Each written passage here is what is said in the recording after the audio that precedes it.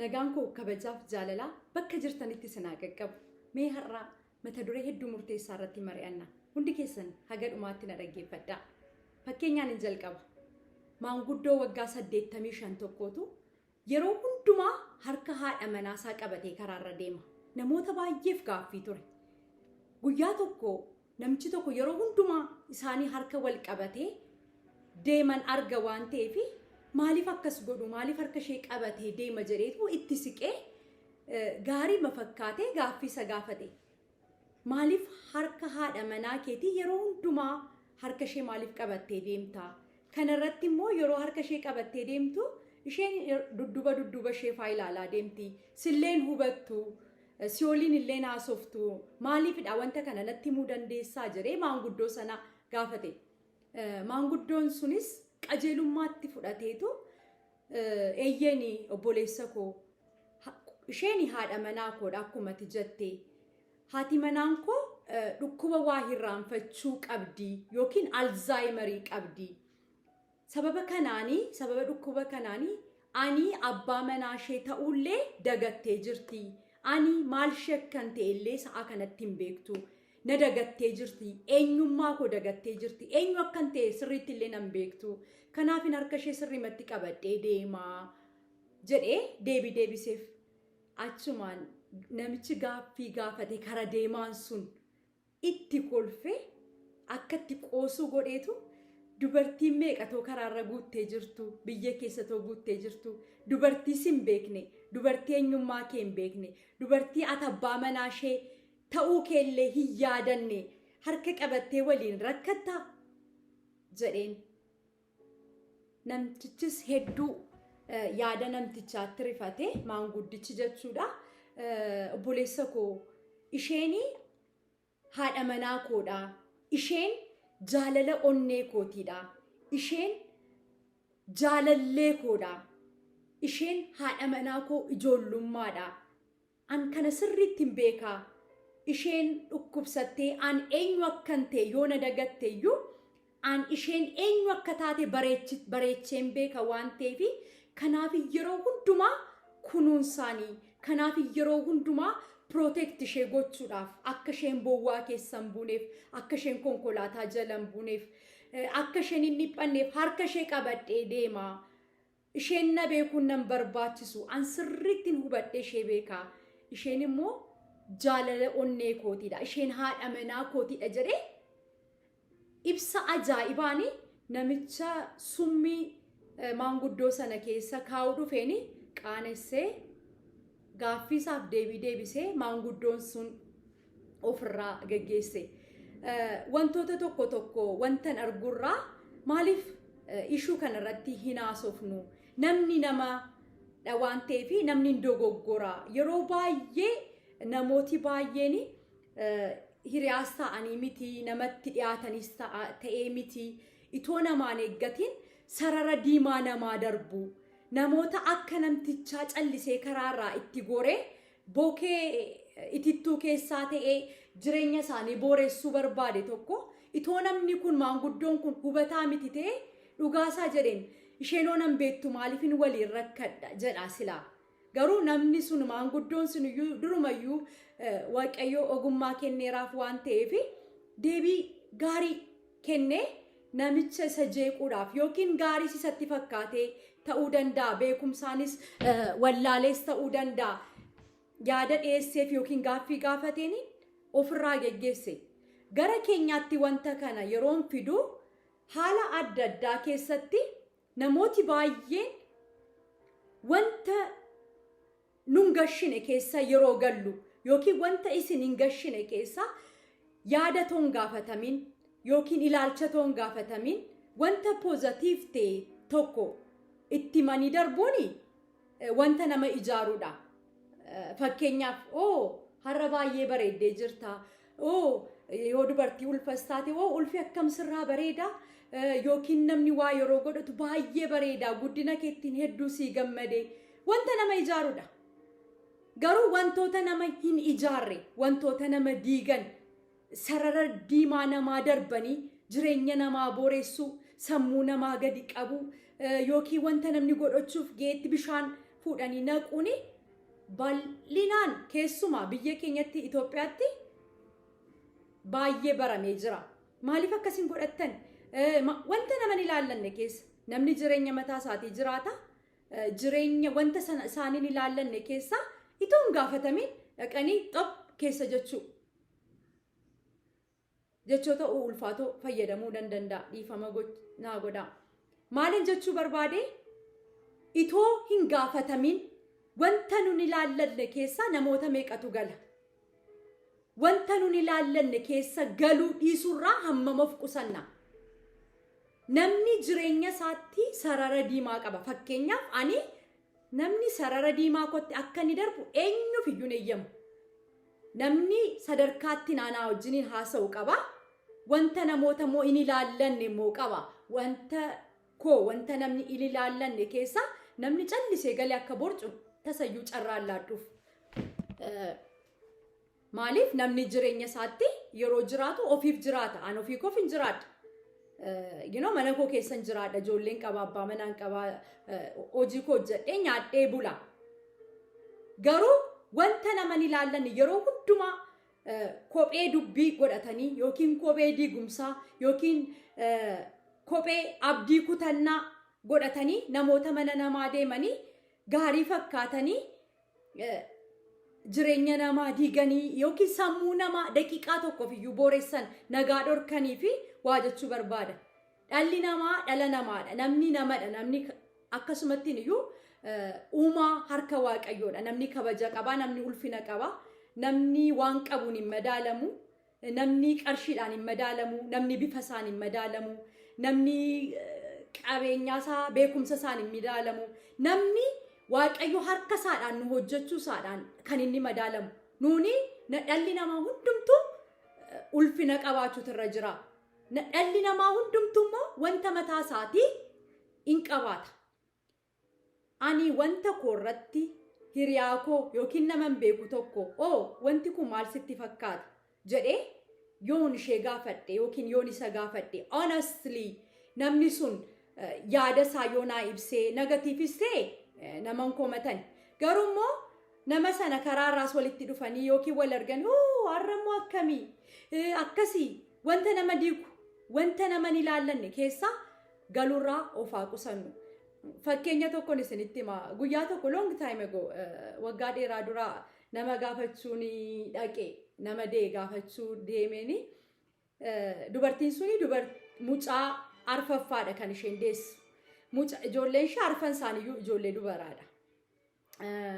Egaa sammuun durii jira dura akka itti yaadamu dhiira yeroo jedhamu yeroo maal jedhamu akka itti ilaalamu jiranna. Itoo nuun achi teenyee jirru firrii wayii dhufaniitu fira abbaa manaa isheedha. Baga hiikte maal deesse? Dubaran dee.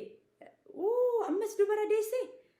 Achumaanii bagana kan wal ilaallee macallisnee achuu ammas dubara deesse? Ammammaa yoo alaallee ta'e malee dhiira tokko godhachuu qabda. Ammammaa idduma barbaade yoo haa ta'u malee kana dubara qofa itoo dhiiran godhatiin haftaa maal jedhanii? I'm like baay'ee sammuun koo na tuqamee amma abbaa manaan waa dubbataa amma abbaa manaan waa jedhee yeroon eegu maal jedhee kokkolfee callise deebisitti ilaannee maalis hin jedhan baay'ee gaddee deeme. Mee namtichi isa karaa irratti haadha manaasaa dhukkubsatti yookiin alzaayimarii qabdu abbaa manaa ishee ta'uullee nama hin beekne tokko namni karaa irratti goree yeroo gaaffii gaafatu haadha manaasaa protect godhe.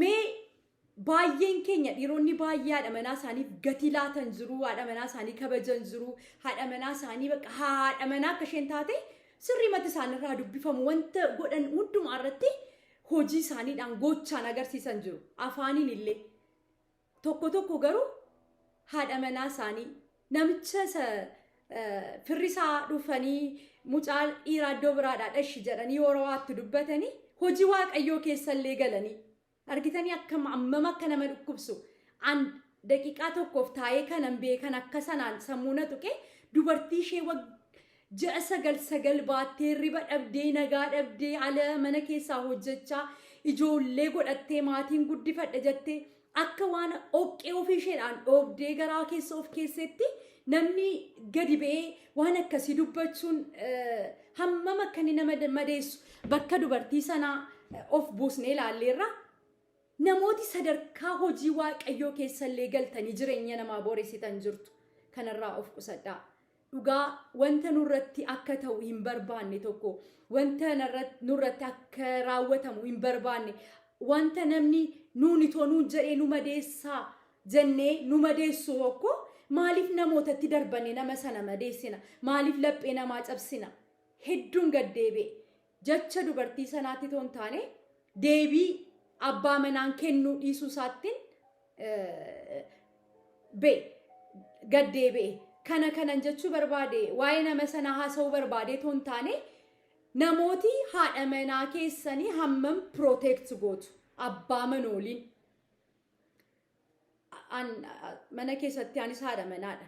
Mana keessatti dogoggoree ijoollee kootti yeroo eekamu ijoolleen koo yeroo tokko na yaadadha ayyoon aan jedhu daadii ayyoon akkas goote ayyoon nu rukuttee maal goote ana kanan goone jedhee yeroo tokko abbaa mucaan koo ilmaa abbaa manaa kootti complain godhe abbaa manaa kootti yeroo himatu ani iyyuu argaan ture sirrii goote baga si rukutte dhaqiitii akkas godhiin jedhee natti deebiseetu xiqqoo ishee ture achuma taa'anii jiru ijoolleen koo afaan Amaariffaan dhagaa waan ta'eef afaan Amaariffaanii garuu koo situ balleessee naan jedhe argeera manii situ balleessee rukuchuun hin qabdu turte maal naan jedhee dhugaasaa natti hime dogoggoruu koo maaree sila maaliif sirrii goote naan jettee jennaan isaan fuulduratti immaa sirriin goone yoon jedhe boora akkatti itti dubbattu iyyuu hin qabdu kompileeniin isaanii dhala ofiifillee haadha manaa keessan protect gochuu qabdu ogummaadhaan bikazaan haadhaadha akkan hin miinen beeka garuu immoo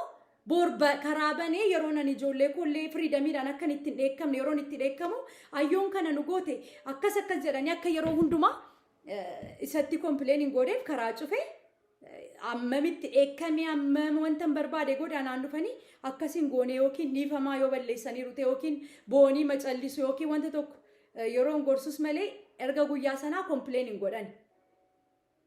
Kana fakkeenya akka ta'uufin isinii kaase ijoollee keessan birattillee ijoollee dhala keessaniifillee isaanuma fuuldurattillee haadha manaa keessan protect gochuu qabdi. Abbaan manaan koo balleessuu isaa toon beeku ani ijoollee koo fuulduratti haadha manaa abbaa manaa koodhaan balleessiteetta jechuurraa of qusachuu. Kana yeroon jedhu indoo goggorra adeemsaan barre namni yeroo buluu yeroo maal jedhu yeroo waliin turuu fakkeenyaaf gaa'ela tokko keessatti yeroo walitti dhufan waggaa 2-3 jalqabaa hundumti keessan namni gaa'ela qabdan hin beektu wanta baay'eetu jira. Nama mana adda addaatti dhalatee guddatee amala adda addaa qabu yeroo walitti dhufu wanta baay'ee keessa darba. Isa booda namni walii galaa isaanii wal danda'anii jiraatu isa jedhan anaaf naan liqimsamu akka kootti jechuudha. Namni walii galeetu kan inni jiraatu. Respect wal godhee waliin mari'atee rakkiniin uumamuu danda'a. Waliin discuss godhee akka nama jaarraa 21ffaa keessa jiraatutti. Keessumaa immoo haadha manaan kee dogoggoruu haadha manaan kee dadhabina qabaachuu dandeessi haadha manaan kee wanta barbaade ta'uu dandeessi haadha manaa kee abbaa manooliin protect gochuu irratti abbaa manaa jechuuni mataa manaadhaan akkuma gooftaan keenya mataan keenya akkuma ta'e akkuma waaqa keenya ta'e mana tokkoof gooftaansa abbaa manaadha. Kana jechuuni wanta hundumaa qaawwa kan duuchuu wanta hundumaa protect kan godhu jechuudha. Yeroo isheen dadhabina isheetti yeroo laafina isheetti qaawwa isheetti wanta hunduma isheetti abbaa manaa ta'ee argamuutu irra jira jechuudha. Anaan nami tokko abbaa manaa koo kaayee anaan waanaan jedhe jechuun kanaaf jechuu miti jedhamumaaf iyyuu carraa banamuutu irra hin jiraatu. So abbaa manooliin akka maanguddoo sanaa akka maanguddoo beekaa sanaa yeroo isheen fayyaa taatu toon taane waadaasaa jalqabaa eegee itoon ganiin waadaasaa jalqabaa waadaa yeroo jalqaba walii galan jiranti yeroo wal fuudhan rakkinatti dhiphinatti gidiraatti bal'achuutti gaddatti gammachuutti waliin darbuudhaaf jennee achi haati manaa mataa dhukkubsattee guyyaa 5 mana ciistee jennaani irratti dubartii gara biraa dhaqanii ari'uu itoon taane haadha manaa ofii waadaa ofii eeganii bara baraan akka hin jiraanne addunyaa kana keessa barree waadaa keenya eegnee maatii keenya hammam protect gochaa jirra. Tokko lammata namooti sarara diimaa nama darbitan wanta isin hin ilaallanne keessa ana wanta naqunnameen isinitti amuma dhiyoo kan inni ko dabalee jira hojii deemuuf ganama qophaa'ee naman beeku karaa irratti natti dhufe konkolaataa koo dhaabee yeroon buu na argee akkam fayyaadhaa nagaadhaa maatiin nagaadha ammas garaatti baattay ammas da'uuf jettay hammam geessee jirta naan jennaani imagine ani kan isin dhibu baay'ee wanta hin qaburraa konfiidansiin koo konfiidansii sirriitti laa hamma funyaanitti ofii qaba.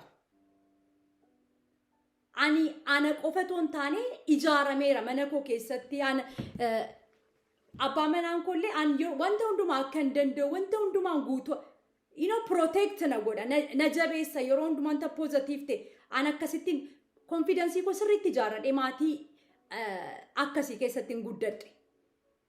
Waan tokkos hin dubbanne lakkii dhannuma kootu dabalee furdadhee man jedhee kan baay'ee sin ajaa'ibu namni akkas naan jedhee nama haadha manaansa. Anyways wanta dubbannu ammam of eegaa jirra wanta dubbannu sammuu namaa furdina sokee amma biyya kan ta'etu malee dura kadhannees beeknaam nu furdisi jennee waaqayyoon kadhanna ganamaa galgala itoo furdanne jennees kadhachaa turre. So wanta jechuu barbaade wanta nama ijaarre itoon dubbatiin dura sammuu nu keessa jira itoo hin dubbatiin itoo wanta tokko hin baasnee waan jedhin dura eeggachaa namaa qusachaa sammuu namaa eeggachaa haa dubbannu ilaalcha keenya haa sirreeffannu. Ilaalcha keenya wanta nama sana itti ilaallu yookiin manatsirii nama sana itti ilaallu xureessinee xurii nama sanarraa ilaaluudhaaf yookiin xurii nama sanarraa dubbisuudhaaf jarjaruurraa of haa qusannu.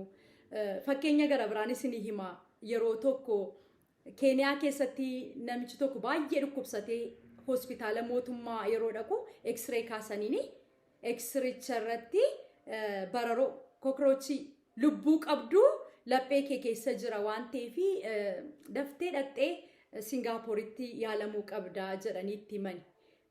Namichi sunis hedduu dhiphatee biyya Singaapor dhaqee yeroo X-ray isaan laatanii fi dokumentii sana qabatee yeroo dhaqee itti laatee ilaalamu yeroo X-ray irra deebi'an yeroo kaasan namti tokkoyyuu namtichi fayyaadha. Achi ati nama nagaadha ati rizaaltiin X-ray ati fiddee dhuftee si keessa toon taane laphee kee keessa toon taane X-ray sanarradha kokorochiin yookiin bararoon sun jiru. X-ray sanarradha malee si keessa miti waan ta'eef ati fayyaa keedha jedhanii fayyummaa isaa mirkaneessanii biyya isaatti deebisan. Namooti baay'een sammuu keenya keessa wanta negatiif keenye sammuu keenya keessa wanta hin taane keenye nama sana nutti fakkaate akkuma gilaasii nuun nama sana itti ilaalu toon qulqulleeffatiin ilaalcha sun nama sana itti ilaalu itoon qulqulleeffatiin waa darbannee laphee namaa cabsinaa nama gadi qabnaa waa yeroo jalqaban baay'ee namoota tokko baay'ee nama ajaa'ibu baay'ee please of qusadhaa. Kuni namni guddaadha kan inni jedhamu ilaalcha isaadhaanidha. Namni namarraa barata. An yeroo baay'ee anaan namni namadha. Dogoggora baay'ee gooneerraa wanta baay'ee gochuudhaan garuu guyyaa guyyaan ani kaleessa yeroon bara waggaa 10 keessa ture 20 keessa ture har'a tokko miti. Namni hamma buluu hamma jiraatu jireenyarraa barata namarraa barata.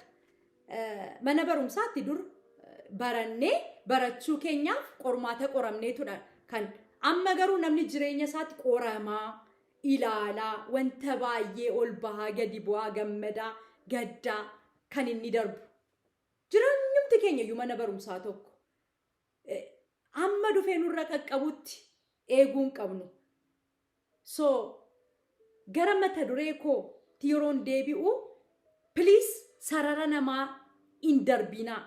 Sarara diimaa namaa hin darbinaa. Kun xiqqummaadha. Wanta hin gaafatamnetti wanta poozitiif ta'e yoo ta'e wanta nama sana ijaaru yoo ta'e gaariidha. Ijaartanii dabartuun eebbifamtu iyyuuti. Wanta gaggaarii jechuudha.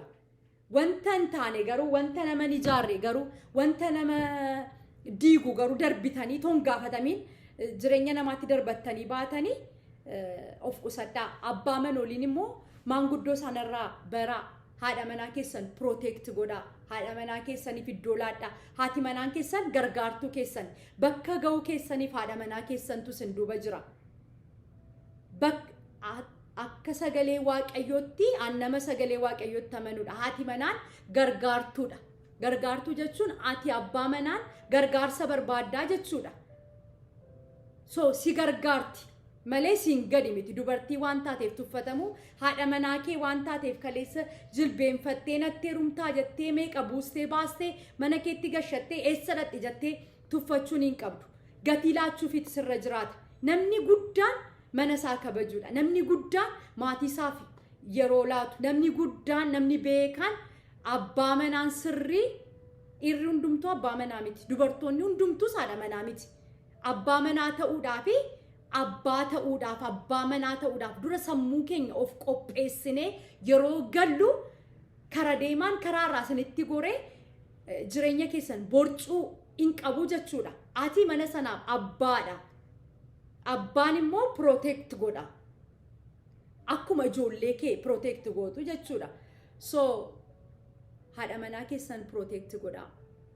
Hiriyaan keessan abbaa manaa keessanitti yookiin namni tokko dhufee haadha manaa keessanitti akkuma barbaade wanti tokko akka jedhuu fi carraan laatina waliin jiraachuun jira. Garuu yeroo waliin jiraatanii wal kabajan yoo jiraatan iyyuu jaalalli kani malee callisanii wanta nama hin gashine keessa yeroo galanii xiqqummaa nama sanaa yookiin immoo jireenya ofiillee suuta abbaa manaan koo anaaf vaaliyuun qabu erga wanta tokko naan hin jenne maal hin jenne wanta dubartootaaf sammuu isaaniidhaaf gaarii miti. Dubartoonni immoo baay'ee konfiidensii mataa keessanii uffadhaa. Namni dubartiin ofitti amanamummaa qabdu wanti bubbeen kamiyyuu bubbisu oliif gadi isheen godhu. So be serious. Wanta noo jettu irratti noo abbaan manaan kee haati manaan koo kana jaallatu kana yoon godhe haati manaan koo natti aarti jechuu danda'utu irra jiraata. Haadha manaa waan taateef abbaa manaa waan ta'eef wal kabajuu. Abbaan manaan koo wanti hin jaallanne nan beeka. Abbaan manaan koo kana hin jaallatu. Fakkeenyaaf abbaan manaan koo bilbila haala kam eenyu wajjin yoo naasaa jiraadhe cufee abbaa manaa kootti deebisee bilbila qabadhee jira jedhee itti hime. Bilbilee yoon jalaa kaasuu dide hin jaallatu amala isaadha. Anis akkasuma wanta hin jaallanne jira. Ati isheen hin jaallattu wanta inni jedhu jiraachuutu irra jira. Diskas gochuu jireenya ofii keessa immoo nama gara biraa paartii sadaffaa gashuu dhiisuu. Wanta nama ijaaru malee wanta nama hin ijaarreetti immoo jireenya namaatti bu'uu dhiisuu hedduu barbaachisaadha. Hedduu murteessaadha. Jireenya namaatti quba kaa'urraa itoo waamamiin awwaachuurraa of haa qusanu. Kanan jechuu barbaada. Kana fakkaatan irratti yaada addaa yaada dabalataa yoo qabaattan fakkeenya nuu ta'an yoo qabaattani namni koomentii dubbisa waan ta'eef koomentii jalatti barreessaa. Yaada keessan sirriitti ibsaa. Yaada namaan madooftaniittu namni sin madeessee beekaa. Namni irraa baratu namni dubbisa waan ta'eef koomentii jalatti barreessaa. Baay'ee akka irraa barattan abdiin qaba. Meen mata dureen koo protect haadha manaa keenya akka abbaa manaatti protect haa goonu yookiin wantoota sarara diimaa keenya darbanii dhufanii seeraan akka isaan lammata deebi'anii dhufneef protect haa goonu. Akkasiin goonu taanaan liigoree jireenya keenyatti, liigoree gaa'ela keenyatti, liigoree biizinasa keenyatti gashinee jechuudha. So of haa qusannu jireenya keenyatti sireessaa taanu nama kamii wajjiniin iyyuu kabajamnee haa jiraannu. Kan ergaan koo har'aa. Sooshaal miidiyaa wanta beeknu itoo hin qusatiin waliif haa laannu. ittiin walaa barsiifannu, ittiin walaa gorfannu social media wanta gaariif qofaa fayyadamnu. Kaayyoon koo qajeelummaa sammuu namaa soorudha. Waan dhaggeeffattaniif hedduu galatoomaa. Ulfaadhaa horaa deebanaa. Guyyaa gaarii.